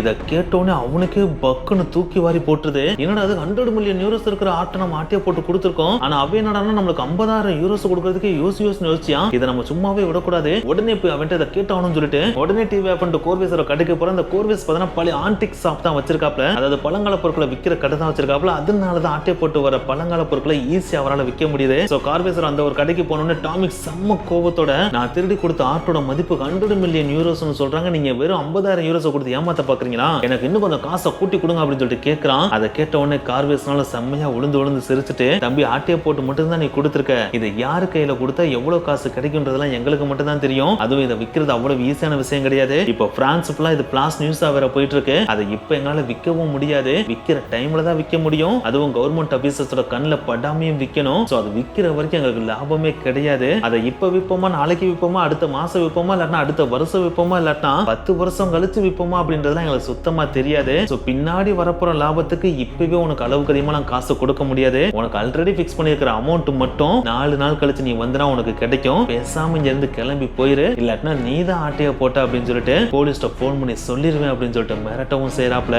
இதை கேட்டோடனே டாமிக்கு வேற வழி எல்லாம் அங்க இருந்து கிளம்பி போயிடான். அப்படி போனதுக்கு அப்புறம் 4 நாள் வெயிட் பண்றான். அப்படி 4 நாள் வெயிட் பண்ணதுக்கு அப்புறம் மறுபடியும் கார்விஸ்ட் வந்துட்டு, நீங்க சொன்ன 4 நாள் முடிஞ்சிருச்சு, எனக்கு கொடுக்க வேண்டிய காசை கொடுங்க அப்படின்னு சொல்லிட்டு கேட்கறான். அப்படி கேட்ட உடனே கார்விஸ்ட் கொஞ்சம் கூட யோசிக்காம ஒரு சூப்பெட்டி எடுத்து அவனுக்கு முன்னாடி வைக்கிறான். அதை வச்ச உடனே டாமிக் ஓபன் பண்ணி பாக்குறான். அப்படி ஓபன் பண்ணி பாக்குறப்ப அதுக்குள்ள வெறும் நம்ம ஊர்ல இருக்க மாதிரி 10 ரூபா 20 ரூபா நோட்டு கட்டு இருக்க மாதிரி அவங்க ஊர் லோ காஸ்ட்ல இருக்கிற நோட்டு கட்டா தான் இருந்திருக்கு. அதை கண்ணால பார்த்த உடனே டாமிக் கெஸ் பண்ணிடுற, அதுல காசு ரொம்ப கம்மியா தான் இருக்கு அப்படின்னு சொல்லிட்டு உடனே கார்விஸை பார்த்து, என்ன பண்ணிட்டு இருக்கீங்க, நீங்க எனக்கு கொடுக்க வேண்டியது 2,50,000 யூரோஸ், ஆனா இதை பார்த்து அவ்வளவு காசு இருக்க மாதிரி தெரியல, எனக்கு மொத்த காசு எடுத்து வைங்க அப்படின்னு சொல்லிட்டு கேட்கறான். கேக்குறான். அதுக்கு கார்வேஸ் மறுபடியும் சிரிச்சிட்டு இப்போதைக்கு 40,000 யூரோஸ் உனக்கு கொடுக்குறோம், எங்க கிட்ட அவ்வளவுதான் இப்போதைக்கு காசு இருக்கு, இன்னும் கொஞ்சம் நான் வெயிட் பண்ணு, மேக்ஸிமம் 1 மந்த்துக்குள்ள உனக்கு கொடுக்க வேண்டிய மிச்ச காசையும் கொடுத்துறோம் அப்படின்னு சொல்லிட்டு டாமிக் அங்க இருந்து கிளம்ப சொல்றான். டாமிக்கும் வேற வழியே இல்லாம இவங்க கிட்ட கோவப்பட்டோம் அப்படின்னா மிச்ச காசு கிடைக்காம போயிடும் அப்படின்னு சொல்லிட்டு அந்த கெடுத்த 40,000 யூரோஸை மட்டும் எடுத்துட்டு அங்க இருந்து கிளம்பி போயிடுறான். இப்படி ஒரு பக்கம் டாமிக் இந்த 40,000 யூரோஸை வாங்கிட்டு போயிட்டு இருக்கிற இந்த சமயத்துல இன்னொரு பக்கம் பாரிஸ் போலீஸ் மட்டும் கிடையாது, ஒட்டுமொத்த பிரான்ஸ் போலீஸுமே நாடு முழுக்க வலை வீசி இந்த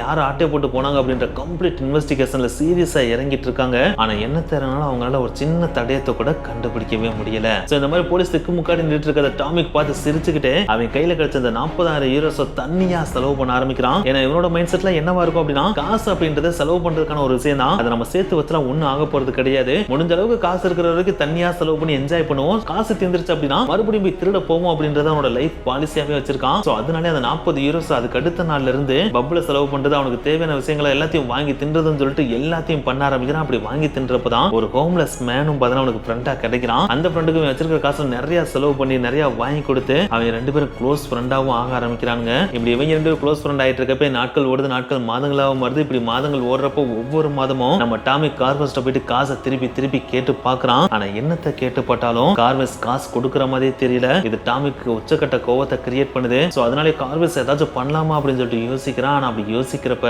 கார்வெஸ் இந்த மாதிரி டாமிக் கூட மட்டும் கான்டாக்ட்ல கிடையாது, இந்த மாதிரி எக்கச்சக்கமான திருடையும் கூட கான்டாக்ட்ல இருக்காப்ல. அது மட்டும் கிடையாது, லோக்கல் பேர்ஸ்ல இருக்கிற பெரிய பெரிய கேங்ஸ்டர்ஸ் கூட கார்வெஸோட ஃப்ரெண்ட் தான் அப்படின்றத டாமிக் தெரிஞ்சுக்கிறான். சோ அதனாலே ரொம்ப இன்சிஸ்ட் பண்ணாம காசை எவ்வளவு தூரம் பக்குவமா கேட்க முடியுமோ கேட்டு பாக்குறான். ஆனா கார்வெஸ் காசை கொடுக்கவே மாட்டேன்றான். ஒரு ஸ்டேஜுக்கு மேல இவன் நம்மளை ஏமாத்துறான் அப்படின்றத டாமிக் நல்லாவே தெரிஞ்சுக்கிறான். சோ இவனை எப்படியாச்சும் நம்ம பழி வாங்கி ஆகணும் அப்படின்னு சொல்லிட்டு டாமிக் முடிவு பண்றான். இப்படி முடிவு பண்ண டைம்ல மாதங்களை ஓடுது, போலீஸும் எவ்வளவோ தேடி பாக்குறாங்க. ஆனா அவங்களால எந்த ஒரு எவிடன்ஸையும் கண்டுபிடிக்கவே முடியல. கடைசியா இவன் ராபரி பண்ணது பாத்தீங்கன்னா மே மாசம் 2010 வருஷம் ராபரி பண்ணிருக்கான். அங்கிருந்து கிட்டத்தட்ட 1 வருடங்கள் கழித்து மார்ச் மாசம் 2011 வருஷமும் வருது. அந்த டைம்ல இந்த கேஸை இதுக்கு மேலே ஒண்ணுமே பண்ண முடியாது அப்படின்னு சொல்லிட்டு போலீஸ் ஆபீசர் தூக்கி போட போறான். அந்த டைம்ல அங்க இருந்த ஒரு போலீஸ் ஆபீசர் பாத்தீங்கன்னா, சார் நான் ஒரு கேஸை பார்த்துட்டு இருக்கப்ப இந்த ஒரு போட்டோவை பார்த்தேன் அப்படின்னு சொல்லிட்டு ஒரு போட்டோவை காட்டுறாப்ல.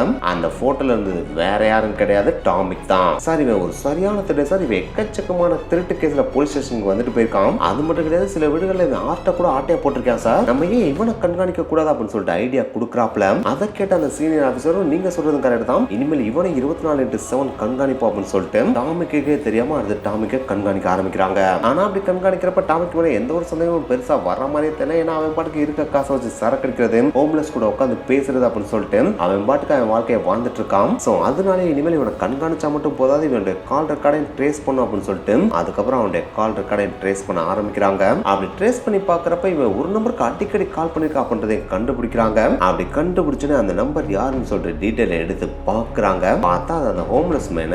சோ இதுவும் போலீஸ்க்கு ஒரு விதமான ஏமாற்றத்தை தான் தருது. இருந்தாலும் இவன் என்னதான் பேசுறாங்கன்னு பாப்போம்னு சொல்லிட்டு அவங்க 2 பேரும் பேசுறத அடுத்து ஒட்டு கேட்க ஆரம்பிக்கிறாங்க. அப்படி கேட்கிறப்பதான் ஒரு நாள் போதையில டாமிக் சில விஷயங்களை உளறான். எஸ், டாமிக்கு சின்ன வயசுல இருந்தே ஃப்ரெண்டே இல்லாதப்ப இப்ப இந்த ஹோம்லெஸ் தான திக் ஃப்ரெண்டா இருக்காப்ல. சோ அதனாலே அவரை முழுசா நம்பி நான் தான் அந்த ஆட்டை கொள்ளையடிச்சு அப்படின்னு சொல்லிடுறாப்ல. இதை கேட்டோடனே போலீஸ்க்கு தூக்கி வாரி போட்டுருது. ஆத்தாரி, அப்ப இவன் தான் அந்த ஆட்டையை போட்டானடா, அப்ப இவனுக்கு எதிராக நம்ம எவிடன்ஸை கலெக்ட் பண்ணி ஆகணும்னு சொல்லிட்டு அதுக்கப்புறம் சிவியரா இவனை ஃபாலோ பண்ண ஆரம்பிக்கிறாங்க. அப்படி ஃபாலோ பண்றப்பதான் இவன் கையில இருந்த காசெல்லாம் தீர விட்டு மறுபடியும் மைக்கேல் கார்வேஸை போய் பார்க்கறான். அப்படி பார்க்கறப்பதான் இவனுடைய செகண்ட் கான்டாக்டா போலீஸ் கண்டுபிடிக்கிறாங்க. எஸ், மைக்கேல் கார்வேஸும் அடுத்து போலீஸோட ரேடார் கூட வர்றாப்ல. அதை பார்க்கறப்பதான் போலீஸ்க்கே ஆச்சரியமா இருக்கு. ஏன்னா மைக்கேல் கார்வேஸ் பாத்தீங்கன்னா ஒரு எலைட்டான பீப்புள், அவர் எதுக்கு திருடன் கூட எல்லாம் கான்டாக்ட் வச்சிருக்காப்ல அப்படின்றத போலீஸ்க்கு இருந்த ஒரு மிகப்பெரிய டவுட்டாவே இருந்துச்சு. சோ அதனாலே அடுத்து கார்வேஸையும் கண்காணிக்கிறாங்க, டாமிக்கோட போனையும் கண்டினியூஸா ட்ரேஸ் பண்றாங்க. அதுல கார்வேஸோட போனையும் ட்ரேஸ் பண்றாங்க. அதை அப்படி ட்ரேஸ் பண்ணி பார்க்கறப்பதான் கார்வேஸ் இன்னொருத்தன் கூட கான்டாக்ட்ல இருக்கிறதையும் கண்டுபிடிக்கிறாங்க. அவனுடைய பேர் தான் யோனாத்தன் பென். இவன் பாத்தீங்கன்னா ஒரு வாட்ச் டீலரு. சோ அதனாலே அசால்ட்டா திருடிட்டு வர வாட்ச் எல்லாம் இவனால ஈஸியா வித்து கொடுக்க முடியும். சோ அப்படிப்பட்ட யோனாத்தனை இப்ப போலீஸ் அவங்களுடைய கண்காணிப்பு வழக்குல கொண்டு வராங்க. அப்படி கண்காணிச்சிட்டு இருக்கப்பதான் ஒரு நாள் கார்வேஸ் பாத்தீங்கன்னா இந்த யோனாத்தன் பென்ட்ட ஒரு விஷயத்த சொல்றாப்ல. அதுதான் நமக்கு அடுத்து ஒரு பொருள் வரப்போது, நீ ரெடியா இரு அப்படின்றது. இப்படி இவங்க 2 பேரும் பேசிட்டு இருக்கப்ப இன்னொரு பக்கம் பாத்தீங்கன்னா டாமிக் அந்த ஹோம்லெஸ்ட பேசுறப்ப, நான் அடுத்து ஒரு மிகப்பெரிய வேலையை செய்யறேன், அதை மட்டும் பண்ணி முடிச்சிட்டு அப்படின்னா எனக்கு மிகப்பெரிய தொகை கிடைக்கும், அதை வச்சு நம்ம என்ஜாய் பண்ணலாம் அப்படின்னு சொல்லிட்டு இருக்கான். சோ இது எல்லாத்தையும் கனெக்ட் பண்ணி பாக்குறப்ப இவங்க அடுத்த திருட்டுக்கு ரெடி ஆயிட்டாங்க அப்படின்றது போலீஸ்க்கு தெளிவா தெரிய வருது. சோ அது தெரிஞ்ச உடனே டாமிக் அடுத்து ஒரு நிமிஷம் கூட விடாம கண்டினியூஸா கண்காணிக்க ஆரம்பிக்கிறாங்க. அப்படி கண்காணிக்கிறப்ப ஒரு நாள் அவன் பேக மாட்டிட்டு கட்டிடத்துல ஏறதை நோட் பண்ணிடுறாங்க. அப்படி நோட் பண்ண உடனே இவனை போயிட்டு போலீஸ் அரெஸ்ட் பண்ணாங்களான்னு கேட்டா அதுதான் கிடையாது. இவனை எவிடன்ஸோட அரெஸ்ட் பண்ணணும் இல்லையா, சோ அதனாலேயே இவங்க பொறுமையா அதே இடத்துல மறைமுகமா இருந்துட்டு இருக்காங்க. அப்படி இவங்க காருக்குள்ள இருந்துட்டு இருக்கப்பே இவன் கட்டடத்து மேல ஏறி அவன் ஆட்டைய போட முடியாது, வீட்டுக்குள்ள போயிட்டு தேவையான விஷயங்கள் எல்லாத்தையும் ஆட்டைய போட்டுட்டு மறுபடியும் கட்டடத்துல இருந்து கீழே இறங்கி அவனோட கார்ல எல்லாத்தையும் வச்சுட்டு அந்த கார் எடுத்துட்டு அங்க இருந்து கிளம்புறான். அப்படி கிளம்புறப்ப போலீஸும் ஒண்ணுமே தெரியாத மாதிரி அவன் காருக்கு பின்னாடியே ஃபாலோ பண்ணிட்டு போறாங்க. அப்படி ஃபாலோ பண்ணிட்டு போறப்ப கடைசியா டாமிக் அவனோட வீட்டுக்கு முன்னாடி காரை நிப்பாட்டிட்டு டிக்கிய ஓபன் பண்றான். அப்படி ஓபன் பண்ற அந்த மொமெண்ட்ல போலீஸ் அவனை ரவுண்ட் அப் பண்ணி யூ ஆர் அண்டர் அரெஸ்ட் அப்படின்னு சொல்லிட்டு சொல்றாங்க. அப்படி சொல்ற அந்த ஒரு டைம்ல போலீஸ் எதிர்பார்த்தது என்னன்னா, டாமிக் அந்த இடத்துல இருந்து ஒண்ணு தெரிச்சு ஓடுவான், இல்லாட்டா பயந்து கெஞ்சிட்டு என்ன விட்டுருங்க சார்னு சொல்லிட்டு அழுகுவான் அப்படின்னு சொல்லிட்டு தான் எதிர்பார்த்தாங்க. ஆனா அந்த மாதிரி எதையுமே டாமிக் பண்ணாம ஒண்ணுமே பிரச்சனை இல்லை சார் என்னை அரெஸ்ட் பண்ணிருக்கீங்கன்னு சொல்லிட்டு கையை நீட்டிட்டானா. என்னடா அவன் பொசுக்குன்னு கால் ஓடுற மாதிரி கையை நீட்டுறான் அப்படின்னு சொல்லிட்டு பாக்குறாங்க. அந்த இடத்துல ஒண்ணுமே நடக்காத மாதிரி அவன் கேஷுவலா ஜாலியா நின்றுட்டு இருந்தானா. அந்த ஒரு இன்சிடென்ட் பாக்குறப்ப அங்க இருந்து போலீஸ் எல்லாம் புரிஞ்சுக்கிறாங்க, இவன் ஒரு அல்டிமேட் திருடன், எந்த இடத்துலயுமே பதற்றமோ சிவரிங்கே ஆக மாட்டேன்றான் அப்படின்றத புரிஞ்சுக்கிறாங்க. ஏதோ ஒரு பக்கம் புரிஞ்சுட்டாலும் காரோட டிக்கியை பாக்குறப்ப சில ஆட்டையை போட்டதை வச்சிருந்திருக்கான், சில ஜுவல்ஸ் அண்ட் பணத்தை ஆட்டையை போட்டு வச்சிருந்ததையும் கைப்பற்றிடுறாங்க. அப்படி கைப்பற்றின உடனே அவனை போலீஸ் ஸ்டேஷனும் கூட்டு போயிடறாங்க. அப்படி கூட்டு போய் உட்கார வச்ச உடனே நீ பண்ண இந்த ஒரு திருட்டுக்காக மட்டும் உன்னை அரெஸ்ட் பண்ணல, நீ ஒரு மிகப்பெரிய திருட்டை பண்ணியிருந்திருக்க, அதை பத்தின ஓபன் ஸ்டேட்மெண்ட் கொடுத்த அப்படின்னா நாங்க உனக்கு தர வேண்டிய தண்டனை கம்மியா வாங்கி தர்றோம் அப்படின்னு சொல்லிட்டு போலீஸ் கேட்கறாங்க. அதை கேட்கறப்ப ஃபர்ஸ்ட் டைம் டாமிக் பெருசா அதை கண்டுக்கவே மாட்டேன்றா, நீங்க என்ன சொல்றீங்கன்னு புரியல அப்படின்ற மாதிரி தான் உழப்பிட்டு இருக்கான். அப்படி இவன் மலிப்பிட்டு உழப்பிட்டு இருக்கிற அந்த ஒரு டைம்ல ஒரே ஒரு போலீஸ் ஆபீசர் அவனுக்கு பக்கத்துல வந்து, நீ இப்ப உட்கார்ந்துட்டு இருக்கிற இந்த ஒரு இன்வெஸ்டிகேஷன் ரூமுக்கு பக்கத்திலேயே தான் கார்பேஸ் உட்கார்ந்துருக்காரு, அவரையும் நாங்க இன்வெஸ்டிகேட் பண்ணிட்டு இருக்கோம், அவர் எல்லா விஷயத்தையும் சொல்லிட்டாப்ல, சோ இனிமேல் நீ மறைக்க வேண்டிய அவசியமே கிடையாது, நீ ஓப்பனா சொல்லலாம் அப்படின்னு சொல்லிட்டு சொல்றாப்ல. அதை கேட்ட உடனே டாமிக்னாலும் கார்பேஸ் நீங்க அரெஸ்ட் பண்ணிட்டீங்களா, அவனை தான் நான் இவ்வளவு நாள் பழிவாங்கணும்னு நினைச்சிட்டு இருந்தேன், அவன் எனக்கு கொடுக்க வேண்டிய பணத்தை கொடுக்காம ஏமாத்திட்டான், உங்களுக்கு இப்ப என்ன தெரியணும், அந்த மியூசியத்துல ஆட்டைய போட்டது யாருன்னு தெரியணும் அவ்வளவுதானே, அந்த மியூசியத்துல காணாம போன அந்த 5 ஆட்டையும் ஆட்டைய போட்டதே நான் தான், இதோ நீங்க உங்களுக்கு பின்னாடி ஒட்டி வச்சிருக்கீங்க பாத்தீங்கன்னா அந்த 5 ஆட்டு, இந்த 5 ஆட்டை அந்த மியூசியத்துல இந்த ரூம்ல போயிட்டு இந்த ஆட்டை ஆட்டைய போட்டேன், அதை ஆட்டைய போட்டு வெளியே எடுத்து வந்து பிரேம் எல்லாத்தையும் கழட்டி வச்சுட்டு அந்த ஆட்டை கொண்டு போயிட்டு கார்பஸ்ட கொடுத்ததே நான் தான், அப்படி கொடுக்கறப்ப எனக்கு ஒவ்வொரு ஆட்டுக்கும் 50,000 யூரோஸ் தரேன்னு சொன்னான், ஆனா இது வரைக்கும் எனக்கு வெறும் 40,000 யூரோஸ் மட்டும் தான் கொடுத்திருக்கான், அவன் என்னை நல்லா வச்சு ஏமாத்தி விட்டு அவனை அரெஸ்ட் பண்ணுங்க அப்படின்னு சொல்லிட்டு டாமிக் கூலா ஓபன் ஸ்டேட்மெண்ட்டே கொடுத்துறான். அப்படி ஓபன் ஸ்டேட்மெண்ட் கொடுத்தோடனே போலீஸ் அதை நோட் பண்ணிடுறாங்க. அதுக்கப்புறம் தான் பாத்தீங்கன்னா கார்பேஸை போய் அரெஸ்ட் பண்ணிட்டு வர்றாங்க. அது கார்பேஸ் மட்டும் கிடையாது, நம்ம ஆல்ரெடி சொன்ன யோனத்தான் பின் இருக்கான் பாத்தீங்கன்னா, அவனையும் அரெஸ்ட் பண்ணிட்டு வந்துறாங்க. அப்படி அரெஸ்ட் பண்ணிட்டு வந்ததுக்கு அப்புறம் அவங்க 2 பேரும் தனித்தனியா உட்கார வச்சு அந்த ஆர்ட் எங்கடா அப்படின்னு சொல்லிட்டு அவங்களோட பாணியில விசாரிக்கிறாங்க. அப்படி விசாரிக்கிறப்ப கார்பேஸ் இனிஷியலா இது எதுவுமே பண்ணல அப்படின்ற மாதிரி தான் மறுத்துட்டு இருந்திருக்காப்ல. ஆனா டாமிக் இதை ஓபன் ஸ்டேட்மெண்டா கொடுத்தனாலே வேற வழி இல்லாம ஒரு ஸ்டேஜுக்கு மேல அதை ஒத்துக்கிட்டு நான் தான் டாமிக் இருந்து அந்த ஆர்ட்டை வாங்கினேன், அப்படி வாங்கினதுக்கு அப்புறம் ஏன்ட்டு அந்த ஆர்ட் இப்போதைக்கு கிடையாது, நான் யோனத்தான் பின்ட்ட கொடுத்துட்டேன் அப்படின்னு சொல்லிட்டு சொல்றாப்ல. அதுக்கடுத்து யோனத்தான் பின் அவங்களோட பாணியில விசாரிக்கிறப்ப யோனத்தான் பின் ஒரு விஷயத்த சொல்றான். அதை கேட்டோன்னே போலீஸ் மட்டும் கிடையாது, ஒட்டுமொத்த பிரான்ஸுமே உச்சக்கட்ட கோபத்துக்கும் கடுப்புக்கும் போகுது. ஏன்னா அந்த டைம்ல பின் என்ன சொல்றான் தெரியுமா, நான் போலீஸ்ட மாட்ட போறேன் அப்படின்னு தெரிஞ்ச உடனே அந்த 5 ஆர்ட்டையுமே நான் கிழிச்சு துண்டு துண்டா குப்பத்தட்டுல போட்டு வெளியே தூக்கி எரிஞ்சிட்டேன் அப்படின்னு சொல்லிட்டு சொல்லியிருக்கான். இதை கேட்ட உடனே அவங்களுக்கான உச்சக்கட்ட கோபம் வந்துருது. ஏன்னா அவ வச்சிருந்த அந்த 5 ஆர்ட்டுமே பார்த்தீங்கன்னா விலை மதிப்பு இல்லாத பழங்காலத்து ஆர்ட், அதோட மதிப்பு இன்னைக்கு ரூபாய் மதிப்பின்படி பார்த்தோட 100 மில்லியன் யூரோஸ், அவ்வளவு மதிப்பு இருக்கிறத எதுக்குடா டெஸ்ட்ராய் பண்ண அப்படின்னு சொல்லிட்டு அவன் அடி நடிச்சு அடுத்த அந்த 3 பேரையும் கூட்டு போய் கோர்ட்ல நிப்பாட்டிடுறாங்க. அப்படி நிப்பாட்டினதுக்கு அப்புறம் 2017 வருஷம் கடைசியா ஜட்ஜ்மெண்ட்டும் கொடுக்குறாங்க. அதுல டாமிக்கு 8 வருட சிறை தண்டனை மட்டும் கொடுக்குறாங்க. அதுக்கடுத்து மைக்கேல் கார்பேஸ் இருக்காப்ல பாத்தீங்களா, அவருக்கு 7 வருட சிறை தண்டனை கொடுக்குறாங்க. அந்த 7 வருட சிறை தண்டனையோட மட்டும் நிப்பாட்டிடாம 1,50,000 யூரோஸ் பைனாவும் கட்ட சொல்றாங்க. அதுக்கடுத்து யோனத்தான் பின் இருக்கான் பாத்தீங்களா, அவனுக்கு 6 வருட சிறை தண்டனையும் 1,50,000 யூரோஸ் பைனாவும் கட்ட சொல்றாங்க. சோ அப்ப ஜெயிலுக்கு போன டாமிக் அதுக்கடுத்து 2022 வருடம் வெளியே வந்துட்டாப்ல. அப்படி வெளியே வந்ததுக்கு அப்புறம் அவர்கிட்ட டைரக்டா போய் இன்டர்வியூ எடுத்து நெட்ஃபிளிக்ஸ் டாக்குமெண்ட்ரியாவே 2023 வருஷம் வெளியிட்டுட்டாங்க. அப்படி வெளியிடப்பட்ட அந்த டாக்குமெண்ட்ரியில தான் இந்த எல்லா டீடைல்ஸுமே டாமிக் ஓப்பனா சொல்லியிருக்காப்ல. அது மட்டும் கிடையாது, அவர் இன்னொரு விஷயத்தையும் கூடுதலா சொல்றாப்ல. அதுதான் எனக்கு தெரிஞ்ச அளவுக்கு யோனத்தான் பின் இந்த 5 ஆர்ட்டையும் அழிச்சிருக்கிறதுக்கு வாய்ப்பே கிடையாது. கண்டிப்பா இந்த 5 ஆர்ட்டை எங்கேயோ கொண்டு போய் சேஃப்டியா மறைச்சு வச்சுட்டானுங்க. ஏன்னா இன்னைக்கு அதை விற்கல அப்படின்னாலும் இன்னும் பல வருடங்கள் சில வருடங்கள் கழிச்சு அதை வித்தானுங்க அப்படின்னா அவங்களுக்கு கிடைக்கிற காசே வேற லெவல்ல இருக்கும். ஆனா ஒரு விஷயம், இதுக்கப்புறம் இந்த மாதிரி திருட்டு வேலையை நான் பண்ண போறது கிடையாது, இனிமேல் நான் என்னோட ஆர்டினரி லைஃப் தான் வாழ போறேன் அப்படின்னு டாமிக் ஓப்பனாவே சொல்லியிருக்காப்ல. இதை கேட்கிறப்ப பல பேர் என்ன சொன்னாங்கன்னா, எனக்கு வயசாயிடுச்சு அதனாலதான் நான் திருட மாட்டேன்னு சொல்றேன் அப்படின்னு சொல்லிட்டு இருக்காங்க. ஆனா எனக்கு வயசானாலும் இன்னமும் மசில் எல்லாம் பயங்கரமா தான் இருக்கு. இப்ப நினைச்சா கூட என்னால 10 மாடி கட்டடத்துல அசால்ட்டா ஏற முடியும். ஆனா அந்த தப்பை இனிமேல் நான் பண்ணக்கூடாது அப்படின்னு தான் இனிமேல் திருடாம உழைச்சு சம்பாதிக்கணும்னு சொல்லிட்டு முடிவு பண்ணிட்டேன்னு டாமிக்கே ஓப்பன் ஸ்டேட்மெண்ட் கொடுத்திருக்காப்ல. சோ இப்படிதான் டாமிக்கோட இந்த கதையும் முடியுது. இதுல ஸ்பைடர்மேன் சொல்லிட்டு இவரை மென்ஷன் பண்ணது நம்ம கிடையாது. இவரோட இந்த ஒரு அமேசிங்கான ஸ்கில்ல வச்சு திருடுற இந்த ஒரு திருட்டை பார்த்து பிரான்ஸ்ல இருக்கிற எல்லா மீடியாவும் ரேடியோவுமே அண்ட் நியூஸ் பேப்பர் எல்லாமே பாத்தீங்கன்னா நம்ம ஊருக்குள்ள ஒரு ஸ்பைடர்மேன் திருடன் வந்திருக்கேன் அப்படின்னு சொல்லிட்டு ஓப்பனா பப்ளிஷ் அண்ட் டெலிகாஸ்ட் பண்ணாங்க. அதனாலதான் இவருக்கு ஸ்பைடர்மேன் ஆஃப் பாரிஸ் அப்படின்னு சொல்லிட்டு பேரே வந்துச்சு. ஓகே, இந்த வீடியோ பத்தி உங்களுடைய கருத்துக்களை கீழே மறக்காம கமெண்ட் பண்ணுங்க. நெக்ஸ்ட் வீடியோ மீட் பண்ணலாம். பை.